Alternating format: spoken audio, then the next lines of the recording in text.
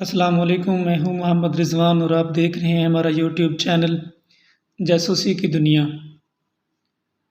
ناظرین، مادر وطن کے ان گمنام سرفروشوں کی نظر جنہوں نے اپنا آج ہمارے قلب قربان کر دیا، پاک فوج کے گمنام ہیروں کو خراج عقیدت پیش کرنے کے لیے ہم ایک سٹوری کا آغاز کر رہے ہیں جس کا عنوان ہے میں ایک جاسوس تھا۔ یہ کتاب لکھنے والے عظیم مصنف طارق اسماعیل ساغر صاحب ہیں۔ آج ہم صفحہ 1 سے لے کے صفحہ 13 تک پیش کریں گے۔ برائے مہربانی اگر آپ کو ہماری سٹوری اچھی لگے تو ہمارے پیج کو سبسکرائب کریں، فالو کریں اور اپنے دوستوں کے ساتھ شیئر ضرور کیجیے گا۔ آئیے بڑھتے ہیں کہانی کی طرف۔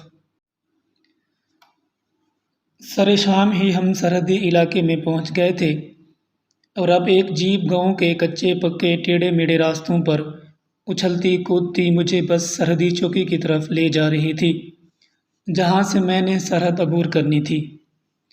جاسوسی تربیت کے سخت ترین مراحل سے گزرنے کے بعد عملی میدان میں یہ میرا پہلا قدم تھا۔ جب ہم لوگ اسٹیشن پر گاڑی سے اتر کر جیپ میں سوار ہو رہے تھے تو میرے انسٹرکٹر نے، جو میرے ساتھ موجود تھے، ٹرین میں سارے راستے انہوں نے بہت خوبصورت طریقے کے ساتھ مجھے ٹریننگ میں سرحد پار کرنے سے متعلق بتائے ہوئے تمام اصول دہرا دیے تھے۔ لیکن جیسے ہی ہم لوگ اسٹیشن پر پہنچ کر پہلے سے منتظر جیپ میں سوار ہوئے، وہ خاموش ہو گئے۔ مجھے بھی تو اپنی ٹریننگ کے مطابق اب بالکل خاموش رہنا تھا، کیونکہ حفاظتی اقدامات میں پہلا اقدام یہی تھا کہ جہاں تک ممکن ہو خود کو چھپائے رکھو۔ مجھے انسٹرکٹر کے وہ الفاظ اچھی طرح یاد تھے۔ عملی میدان میں بسا اوقات حالات تربیت بھی بتلائی گئی تھی باتوں سے مختلف پیش آتے ہیں، اور وہی اصل میں ایک جاسوس کے امتحان کا بہترین وقت ہوتا ہے۔ جیپ ہمیں لے کر سیدھی کمپنی ہیڈ کوارٹر میں پہنچی تھی جو سرحد سے تقریباً 2.5-3 میل کے فاصلے پر بنا ہوا تھا۔ اسٹیشن سے یہاں تک کا فاصلہ ہم نے آدھے گھنٹے میں طے کیا تھا، لیکن اس آدھے گھنٹے ہی میں سرحدی علاقے میں فوج کی نقل و حرکت سے مجھے معاملے کی سنگین نوعیت کا احساس دلا دیا تھا۔ اپنے جیالوں کو حالت جنگ میں دیکھ کر میرے جذبے کو گویا کرنٹ سا لگ گیا تھا۔ سورج ابھی تک مکمل غروب نہیں ہوا تھا جب ہم ایک مرتبہ پھر سرحدی چوکی کی طرف سفر کر رہے تھے، لیکن اس مرتبہ ہمارے ساتھ ایک اور ہستی بھی شامل ہو گئی تھی۔ اس سے ملو، یہ ہے دلہ، تمہارا گائیڈ، میرے انسٹرکٹر نے کمپنی ہیڈ کوارٹر میں ایک پھرتیلے سے جسم کے نوجوان سے میرا تعارف کرواتے ہوئے کہا۔ جواب میں نے کہا، اور دلہے کو بھی یہی امید تھی کہ میں بزنس میں کافی پرانا تھا اور اپنے ساتھی کے متعلق کوئی بھی اطلاع جاننا قانوناً جرم ہے، اور خود اس کا ساتھی اپنے متعلق کبھی سچ نہیں بولے گا۔ میں صرف مسکرا کر رہ گیا۔ میں نے اس سے ہاتھ بھی نہیں ملایا تھا اور وہ بھی اپنی انگلیاں گن رہا تھا۔ اصل میں انسٹرکٹر صاحب کے سامنے کم از کم ایک ہونہار شاگرد کا کردار ادا کرنا چاہتا تھا، ایسا ہونہار اور لائق شاگرد جو اپنے استاد کی معمولی باتوں کا احترام کرتا ہو۔ اپنے گائیڈ پر شک کرو، ممکن ہے وہ ڈبل ایجنٹ ہو۔ ہر جاسوسی کی تربیت حاصل کرنے والے کو سب سے پہلے گائیڈ سے متعلق یہی بات کہی جاتی ہے۔ عبداللہ ہمارے آگے پیچھے جا رہا تھا، میں اور انسٹرکٹر صاحب پیچھے۔ میں نے بھارتی دیہاتوں والے کپڑے پہن رکھے تھے اور حلیہ بالکل موٹے سکھوں جیسا بنا رکھا تھا۔ میرے انسٹرکٹر کے بھی اس وقت جذبات بہت عجیب تھے جب وہ اپنے شاگرد کو پہلے مشن پر روانہ کر رہا تھا۔ اس کا انداز کچھ میں ہی کر سکتا تھا۔ پوسٹ تک پیدل چلتے ہوئے وہ مجھے اس علاقے کی تفصیلات بتا رہے تھے جہاں سے میں نے سرحد عبور کرنی تھی۔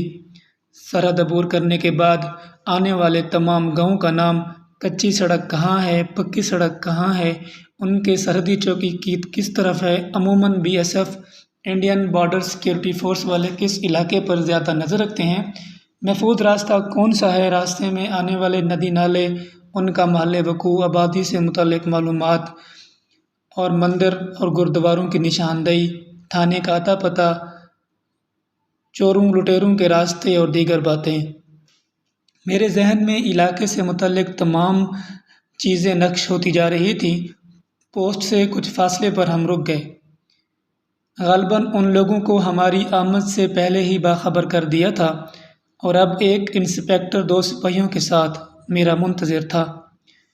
اس سرحدی پوسٹ پر ایک کچے مٹی سے بنے ہوئے کمرے میں لالٹین کی ہلکی ہلکی روشنی میں ایک مرتبہ پھر سے میں اور میرے انسٹرکٹر صاحب ایک بڑے سارے نیلے سے رنگ کے نقشے پر جھکے ہوئے تھے۔ مجھے اپنا ٹارگٹ سرخ پینسل سے ایک گول دائرے کی شکل میں دکھائی دے رہا تھا۔ جب ایک حوالدار چائے لے کر وہاں آیا تو ہم نقشہ سمیٹ چکے تھے۔ کمرے میں ہم دونوں کے سوا کوئی اور نہیں تھا۔ چائے کے ساتھ ہی دلہا بھی اندر آ گیا تھا۔ ہم تینوں نے اکٹھے چائے پی تھی۔ اسی اثنا میں پوسٹ پر مغرب کی اذان ہو گئی اور ہم وہی ایک خالی قطع زمین پر بنائی ہوئی مسجد میں نماز پڑھنے لگے۔ چونکہ رینجر کے لیے یہ امر باعث سعادت ہوتا ہے کہ وہ اپنی زیر نگرانی ایک پاکستانی مجاہد کو سرحد پار کروا رہے ہیں، اس لیے شاید مقامی پوسٹ کے حوالدار صاحب جو ان کے امام تھے، انہوں نے خاص طور پر قرآن پاک کی وہ آیات تلاوت کی جن میں اللہ کے نیک بندوں کی پہچان یہ بتائی گئی ہے کہ وہ ہر وقت اللہ کے دشمنوں سے لڑنے کے لیے کمر بستہ رہتے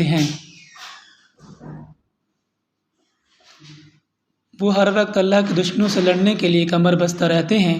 آیات کی تلاوت اور ان کے جذباتی اور عقد انگیز لہجے کا اتار چڑھاؤ قیامت ڈھا گیا، اور جب میں نے سلام پھیرا تو میرے ارد گرد تمام مقتدیوں کی آنکھوں میں بھی آنسو جھلملا رہے تھے۔ تھوڑی دیر بعد ہم رخصت ہو رہے تھے۔ پوسٹ پر ہی میرے انسٹرکٹر صاحب مجھ سے بغل گیر ہو گئے کیونکہ انہوں نے اب یہاں سے واپس جانا تھا۔ خدا حافظ بیٹے، اللہ نگہبان۔ انہوں نے مجھ سے صرف یہی کہا تھا۔ جب وہ دلہے سے گلے مل رہے تھے تو ان کا صرف ایک فقرہ مجھے سنائی دیا: دلہے میرے شیر کا خیال رکھنا، خدا حافظ۔ میری طرف دوبارہ دیکھے بغیر وہ واپسی کے لیے گھوم گئے۔ مجھے معلوم تھا کہ اب وہ میری طرف نہیں دیکھیں گے۔ بہرحال ہم دونوں میں ایک جذباتی وابستگی ہو چکی تھی۔ ہم نے 6 مہینے ایک دوسرے کے ساتھ بہترین دوستوں کی طرح گزارے تھے۔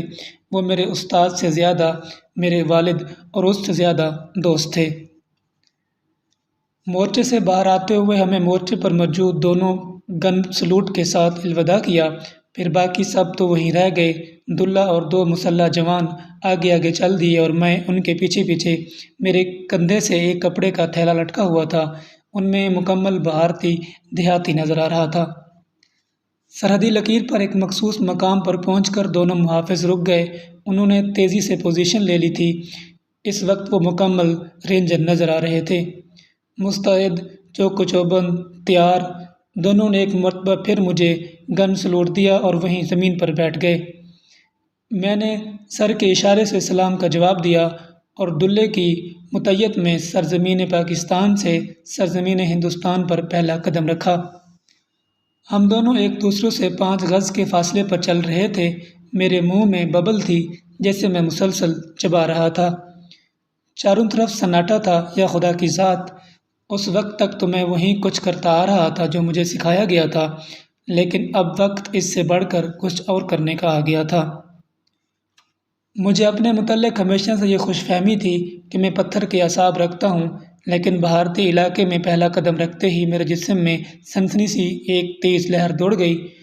مجھے بتایا گیا تھا کہ پہلی مرتبہ سرحد پار کرتے ہوئے ایک جاسوس کی اس کیفیت سے بھی دوچار ہونا پڑتا ہے، لیکن وہ وقتی چیز تھی۔ ایسے ہی تھا جیسے کوئی لمحہ آئے اور گزر جائے۔ اب میں سنبھل چکا تھا۔ میں نے دل ہی دل میں آیت الکرسی اور آیات کریمہ کا ورد شروع کر دیا تھا۔ کسی انجانی طاقت نے میرے جسم میں بجلیاں دوڑا دی تھیں۔ مجھے اپنے عظیم مشن کے سامنے خوف، ڈر، گھبراہٹ اور سب چیزیں بہت کم نظر آنے لگی۔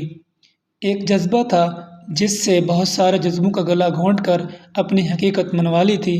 میں مسلمان ہوں اور ہندو کو تباہ کرنے جا رہا ہوں۔ اس ہندو کو جو میری ماؤں، بہنوں، میرے ملک، میری قوم کو لوٹنا چاہتا تھا، مار ڈالنا چاہتا تھا۔ میں بقا کی جنگ لڑنے جا رہا تھا، وہ بھی ایک گھٹیا دشمن کے خلاف۔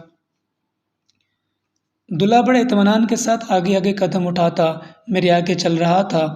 2-3 منٹ تک مسلسل چلتے رہنے کے بعد وہ پلٹ کر دیکھ لیتا، کیونکہ ان کی جوانی انہی راستوں کو پھلانگتے گزری تھی۔ لیکن بہرحال یہ میرا پہلا ایکسپیرئنس تھا اور مجھے ہر قدم پھونک پھونک کر احتیاط کے ساتھ اٹھانا پڑا۔ رات کے سناٹے میں پیروں کی ہلکی سی چاپ بھی فضا میں دھماکے کی طرح گونجتی ہے، اور پھر شیشے کی ایک گولی اور کام ختم۔ کیونکہ ایسے حالات میں جو ان دنوں سرحدوں کی دونوں طرف رونما ہو رہے تھے، ان حالات میں کوئی بھی سرحدی محافظ الرٹ پکارنے کی مہلت دینے کو تیار نہیں ہوتا۔ شاید یہی وجہ تھی کہ مجھ میں اور دلہے میں فاصلہ بڑھتا جاتا تھا۔ تقریباً 1 گھنٹے تک ہم دونوں اسی طرح خاموشی سے چلتے رہے۔ پھر ایک کھیت کے قریب رک گیا۔ ہاتھ کے اشارے سے اس نے مجھے وہیں بیٹھنے کو کہا اور خود گن سن لینے آگے چلا گیا۔ اب ہم ایک حد تک محفوظ علاقے میں پہنچ گئے تھے، لیکن سب سے بڑا اور خطرناک مرحلہ اب آنے والا تھا۔ ہمیں ایک نہر کو عبور کرنا تھا، جس پر اکثر انڈین سیکیورٹی والے ناکہ لگایا کرتے تھے۔ میں کھیت کے کنارے پر کماد کی فصل میں چھپ کر بیٹھ گیا۔ شاید دلہا پہلے یہ اطمینان کرنے گیا تھا کہ جھوپڑی خالی ہے یا اس میں کوئی موجود ہے، لیکن 3-4 منٹ کے بعد اس کی واپسی ہوئی۔ ہم دونوں قریب میں ایک گھاس پھوس کی بنی ہوئی جھوپڑی میں آ گئے تھے۔ ایسی جھوپڑیاں عموماً کسان اپنی کھیتوں کے قریب بنا لیا کرتے ہیں۔ جھوپڑی میں بیٹھ کر ہم نے وہاں موجود ایک گھڑے میں سے پانی پیا اور ننگے پاؤں چلتے ہوئے آیا تھا، جبکہ دلہا نے فلیٹ بوٹ پہن رکھے تھے۔ اس ربڑ کے جوتوں کے ساتھ چلنے کا خاصا ایکسپیرئنس تھا، لیکن میں نے 2-3 فلانگ چلنے کے بعد یہ اندازہ لگا لیا تھا کہ اونچے نیچے اور ناہموار راستوں پر جوتوں کے ساتھ اچھی طرح نہیں چل سکتا۔ اس علاقے میں ایک خاص قسم کے چھوٹے چھوٹے کانٹوں والی جھاڑیاں جا بجا کھیتوں میں اور خاص طور سے کھیتوں کے کناروں پر لگی ہوتی ہیں۔ چونکہ مجھے ابھی ان کا خاص اندازہ نہیں تھا، اس لیے میرے پاؤں میں بے شمار کانٹے چبھ گئے تھے اور ہلکی ہلکی جلن بھی ہونے لگی تھی۔ میں نے ٹھنڈے پانی سے پاؤں دھوئے تو خاصا سکون محسوس ہونے لگا۔ یہیں ٹھہرو، میں ذرا جائزہ لے کے آتا ہوں، دلہے نے ہلکی سی سرگوشی میں کہا، اور مجھے کچھ ہدایتیں دے کر باہر چلا گیا۔ اس کے باہر جاتے ہی میں اپنا لائحہ عمل طے کرنے لگا۔ ہم لوگ راجستھان کے ایک علاقے گنگا نگر سے سرحد عبور کر رہے تھے۔ گنگا نگر پہلا سرحدی شہر تھا جو مجھے ٹارگٹ کے راستے میں آتا تھا۔ دلہے نے مجھے جہاں چھوڑ کر واپس چلے آنا تھا، اس کے بعد میں اپنے ٹارگٹ تک اکیلے جانا تھا۔ ایک مرتبہ پھر دل ہی دل میں نے اپنے ٹارگٹ کے متعلق اطلاعات اور سفر کے متعلق ضروری احتیاطیں دہرائیں اور وہیں جھوپڑی میں کپڑا بچھا کر خشوع و خضوع کے ساتھ اللہ تعالیٰ کے حضور کامیابی کی دعا مانگی۔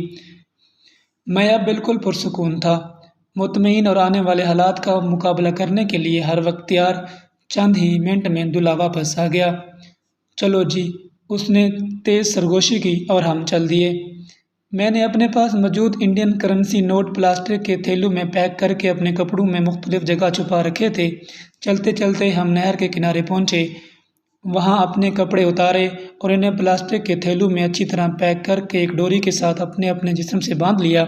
اب ہم دونوں صرف انڈر ویئر اور بنیان کے ساتھ نہر عبور کر رہے تھے۔ نہر عبور کرنا پل سے رات عبور کرنے سے مشکل دکھائی دے رہا تھا۔ رات کو پانی میں پیدا ہونے والی معمولی سی آواز بھی دھماکہ پیدا کرتی ہے اور دوسرے ہی لمحے شیشے کی گولی ہمارا مقدر بن سکتی ہے۔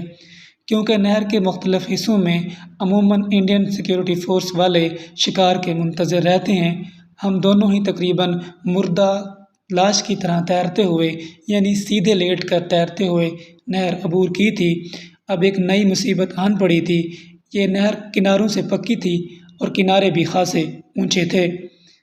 جہاں کہیں کنارہ نیچا ہوتا تھا، وہاں سے نہر میں داخلے کا راستہ بند ہوتا، یعنی کہ وہاں پر سیاہ جال لگائے بیٹھا تھا۔